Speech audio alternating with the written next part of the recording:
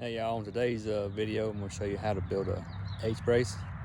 We built a lot of fences in our day, and we've used several different techniques and methods.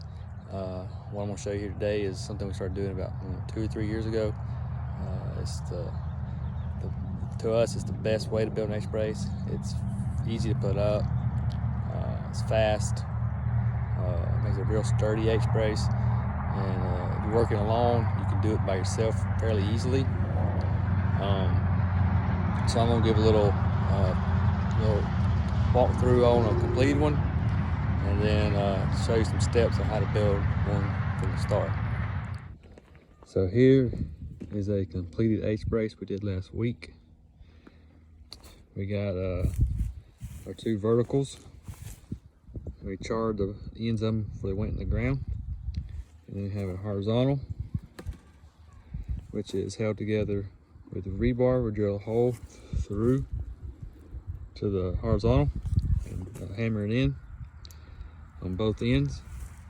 And then we have this diagonal string here, which we tighten it up and get it real nice and tight, which holds everything together, and it just makes a really nice H-brace. Very simple. So now I'm going to show you how to do one from a little few steps here and there. Start hammering it, buddy. Start hammering it.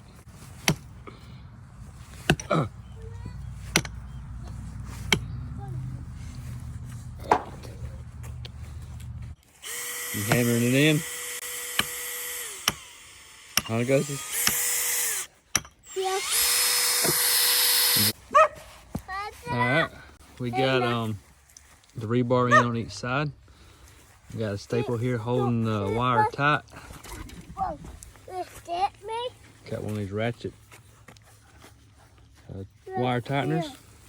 And then staple right here loose, so when I'll tighten that ratchet, it's going to pull this wire tight, and once it does that, then I'll nail this in. So I'm about to do that. So we're tightening the wire up, getting nice and tight. One thing to note is this ratchet here. You're going to make sure it's on the opposite side of where you're going to be nailing your fence, your field fence. We're going to be on the other side nailing. If you put this on that side, whenever you're stretching it tight, the wire will get caught on this sometimes. It's good to be on the opposite side of where the wire is going to be nailed. Well, there you have it, a completed H-brace. If you like what you see, subscribe below.